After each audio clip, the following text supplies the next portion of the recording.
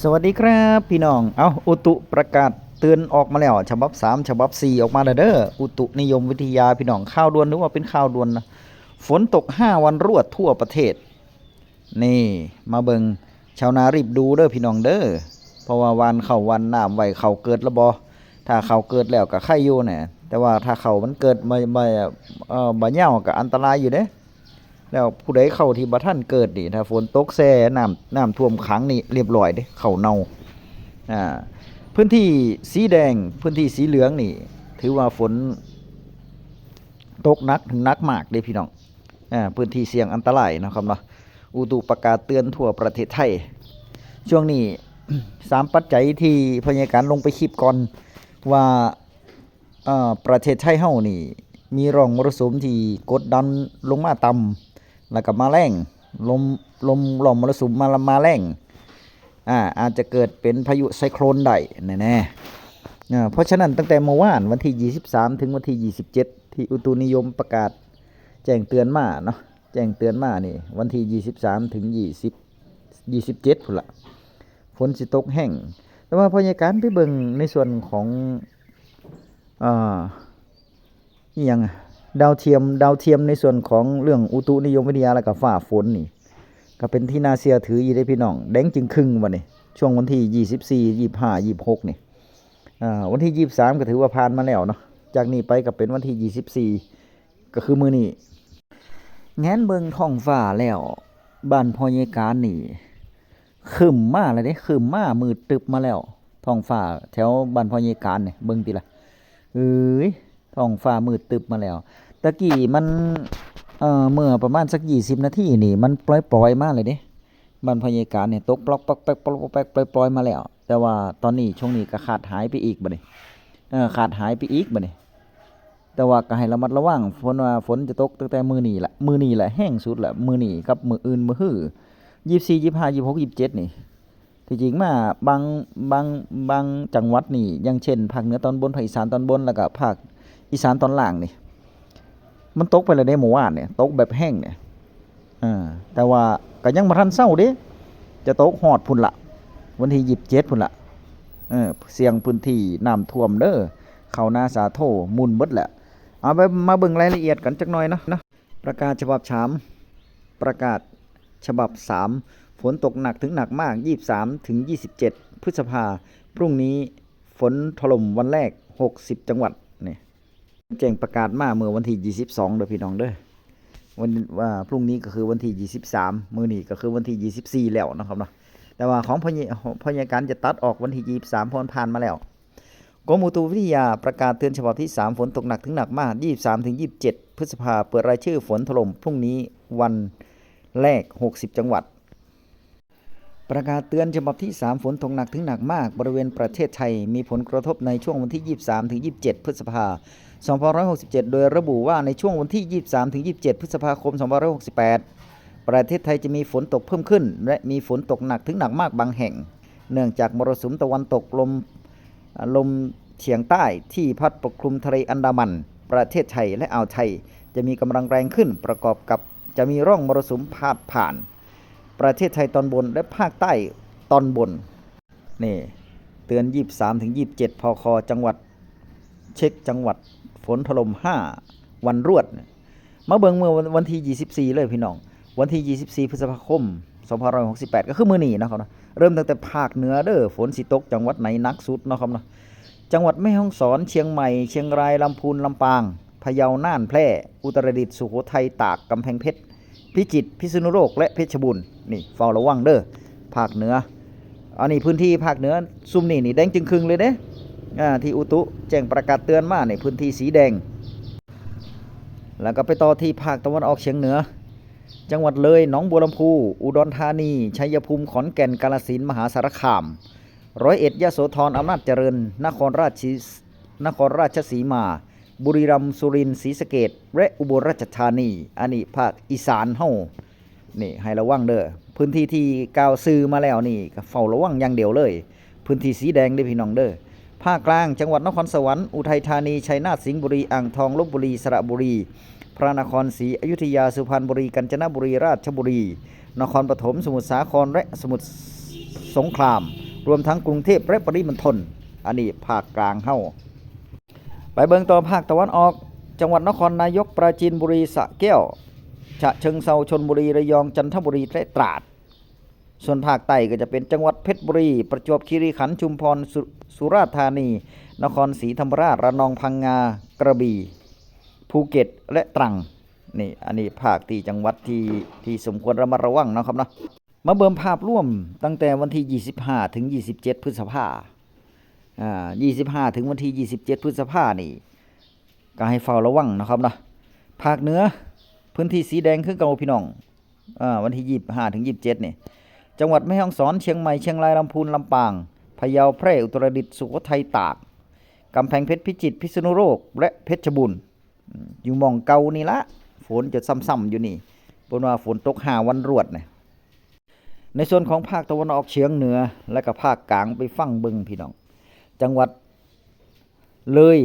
หนองคายบึงกาฬหนองบัวลำพูอุดรธานีสกลนครนครพนมชัยภูมิขอนแก่นกาฬสินธุ์มุกดาหารมหาสารคามร้อยเอ็ดยโสธรอำนาจเจริญนครราชสีมาบุรีรัมย์สุรินทร์ศรีสะเกษและอุบลราชธานีภาคตะวันออกเฉียงเหนือภาคอีสานเฮาเนี่ยพื้นที่สีแดงคือเก่าได้ฮอดวันที่27พุ่นเด้เนี่ยฝนจะตกซ้ำๆฮอดวันที่27พุ่นเด้อนี่จังหวัดที่กล่าวอ้างมาแล้วนี่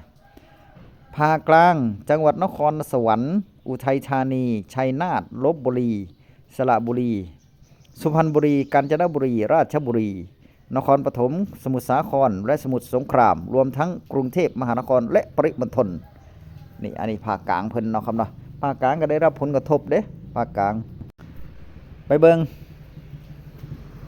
ภาคตะวันออกจังหวัดนครนายกปราจีนบุรีฉะเชิงเทราชลบุรีระยองจันทบุรีและตากนี่มาแล้วภาคใต้จังหวัดเพชรบุรีประจวบคีรีขันธ์ชุมพรสุราษฎร์ธานีนครศรีธรรมราชระนองพังงาภูเก็ตและกระบี่อันนี้อุตุแจ้งประกาศเตือนมาเนาะครับเนาะขอให้ประชาชนในพื้นที่บริเวณดังกล่าวระวังอันตรายจากฝนตกหนักถึงหนักมากและบริเวณที่ฝนสะสมซึ่งอาจทำให้เกิดน้ำท่วมฉับพลันและน้ำป่าไหลหลากโดยเฉพาะพื้นที่ลาดเชิงเขาใกล้ทางน้ำไหลผ่านและพื้นที่ลุ่มควรหลีกเลี่ยงการเดินทางผ่านบริเวณที่มีฝนฟ้าคะนองและเส้นทางที่มีปัญหาน้ำท่วมซ้ำซากโดยเฉพาะพื้นที่ลุ่มซึ่งอาจเกิดน้ำท่วมขังในระยะสั้นได้สำหรับเกษตรกรควรเสริมความแข็งแรงให้กับไม้ผลและเตรียมการป้องกันความเสียหายที่อาจเกิดขึ้นกับผลผลิตทางการเกษตรและสัตว์เลี้ยงนี่เห็นบอกแจ้งเตือนมาเบิดได้พี่น้องสำหรับคลื่นลมบริเวณทะเลอันดามันจะมีความแรงขึ้นโดยทะเลอันดามันตอนบนมีคลื่นสูงประมาณ2เมตรส่วนทะเลอันดามันตอนล่างมีคลื่นสูง 1-2 เมตรบริเวณที่มีฝนฟ้าคะนองคลื่นสูงมากกว่า2เมตรขอให้ชาวเรือบริเวณอ่าวไทยและทะเลอันดามันเดินเรือด้วยความระมัดระวังและหลีกเลี่ยงการเดินทางเรือในบริเวณที่มีฝนฟ้าคะนองในช่วงวันเวลาดังกล่าวไว้ด้วยทั้งนี้เพื่อความปลอดภัยและลดผลกระทบที่อาจเกิดขึ้นได้ขอให้ประชาชนวางแผนใช้ชีวิตและการเดินทางในช่วงเวลาดังกล่าวอย่างระมัดระวัง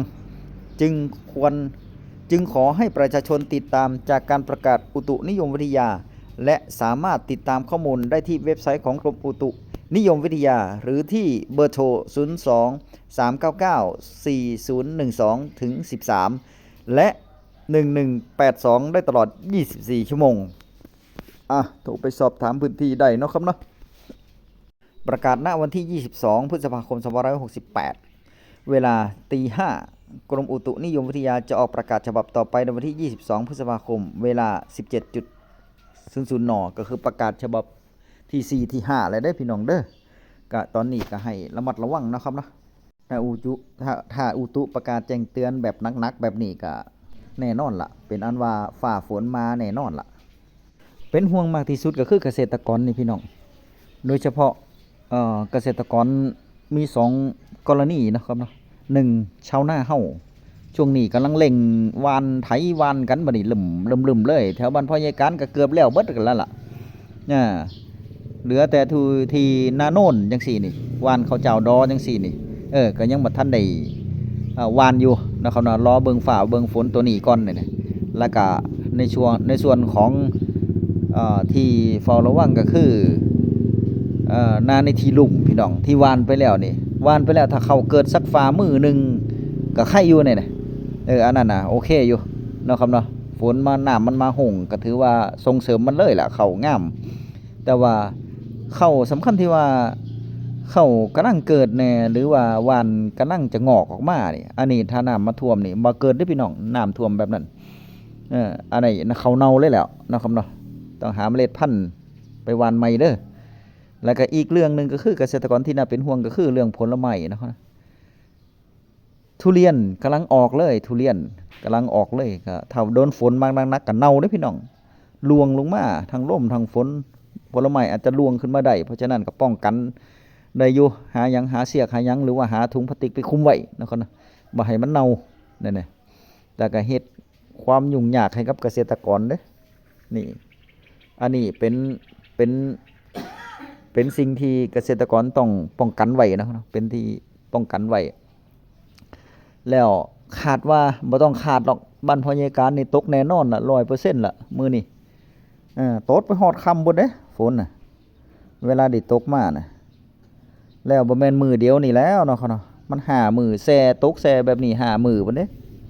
ฮอดวันที่27พุ่นที่พยาการมั่นใจว่าตกแซ่เพราะหยังเพราะว่าพยาการเบิ่งในส่วนของดาวเทียมแล้วนั่นน่ะ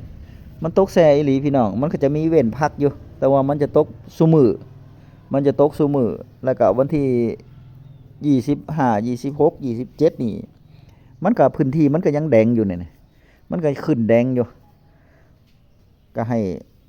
เฮ็ดจังได๋แล้วเนาะอยู่ใต้ฟ้าเฮ็ดอยู่ใต้ฟ้าเพิ่นว่าอยู่ใต้ฟ้าจะกลัวอะไรกับฝนว่าซั่นแต่ก็ต้องอยู่ไปเนาะเอาคลิปหน้าพอกันใหม่พี่น้องก็ติดตามไว้เด้อเดี๋ยวถ้าความคืบหน้าจังได๋เดี๋ยวผู้จัดการจะนำลงมาให้เบิ่งใหม่เจอกันใหม่คลิปหน้าพุ่นล่ะสวัสดีครับ